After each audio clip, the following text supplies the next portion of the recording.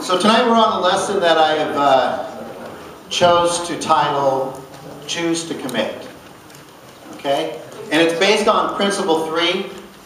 Principle 3 is I consciously choose to commit all my life and will to Christ's care and control. And the biblical comparison there is Matthew 5:5. Blessed are the meek, for they will inherit the earth. And if you know me, you know that I've got like this kind of wild imagination. And I often think, what it would be like if we were back in the time that Jesus was around, right? And what it would be like if we were there actually at the Sermon on the Mount, you know? And I try to think, okay, what would the audience be like? And we know that they were pretty prideful, spiritually prideful people. The Jews were looking for a Messiah. You know, they were longing for a Messiah who would come and restore them to their rightful place. I mean, they were God's chosen people, so they thought that this Messiah would come and restore them back to a position of power. And I was kind of wondering what the environment would be. In my imagination, it'd be like a rock concert, right? It'd be like before the band came on stage, you know, and there all these people are talking, and you know, and all of a sudden Jesus comes out, and I would just imagine this uproar from the crowd. And then he says, "Blessed are the poor in spirit, and blessed are those who mourn, and blessed are the meek." And I could just imagine the crowd just deflating, because they didn't want meekness. They were looking for powerful. They wanted like a Messiah like Braveheart, you know, someone to come out and paint their face and go, "Freedom!" You know, that's what they were looking for. But Jesus didn't come for a physical revolution. He came for a spiritual revolution. And I even think today, meekness just rubs us the wrong way. I know it does for me. You know, society, you know, in general just doesn't promote it. And, you know, we don't go to our jobs to be meek. You know, we don't go and play sports to be meek. You know, and there's a long time in my life where I didn't think meekness was even an option. You know, I didn't even entertain the idea. Meekness just rubs us the wrong way. But to be a follower of Christ, meekness is not an option. In the original language in the Bible, the word meek is praise.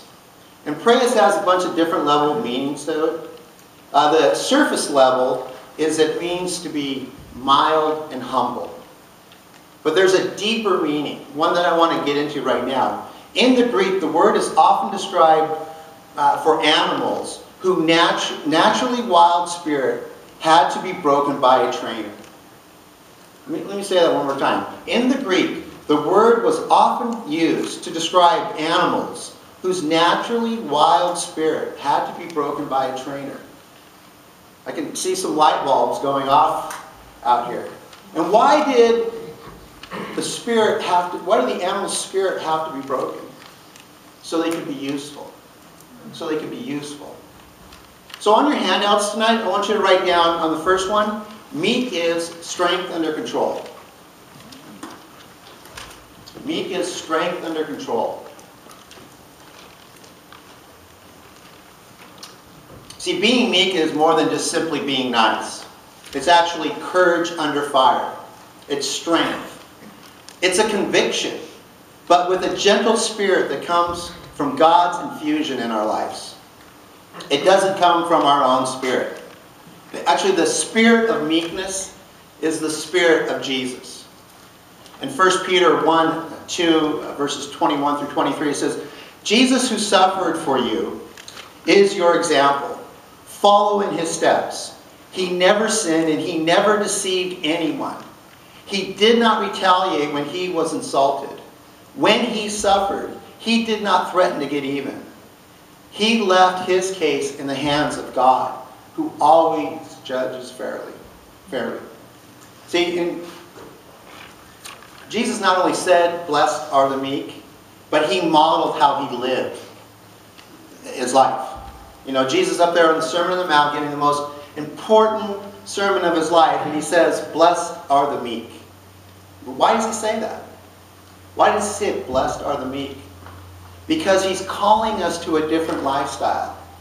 He's calling us to live at a different level. And this principle 3 that we're talking about tonight, it requires meekness. It requires humility.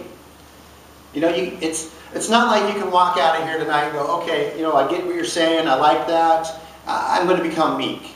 You know, so you flip a switch and you go, I'm meek. You know? Now I'm meek. Look how meek I am, right? It doesn't work that way.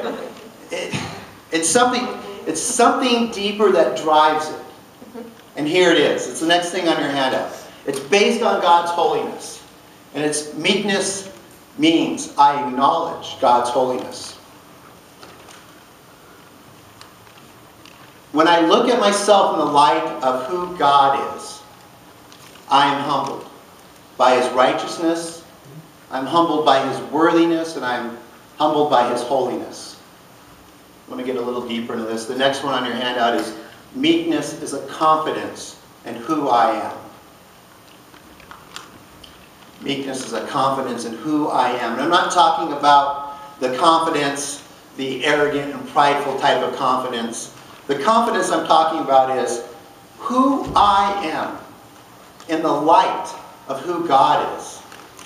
Okay? So let me get personal with this. My name is Tony Roberts, and I'm a sinner.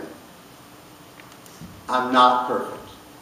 I at times have evil thoughts, and I misuse my words, and they wound other people. And at times I can be so fearful of things. You know, I struggle with people pleasing, and there's just things about myself that I really don't like. At times, I can be the king of selfishness. Now, some of you are looking at me and you're going, wow, you're pretty messed up, dude. You know?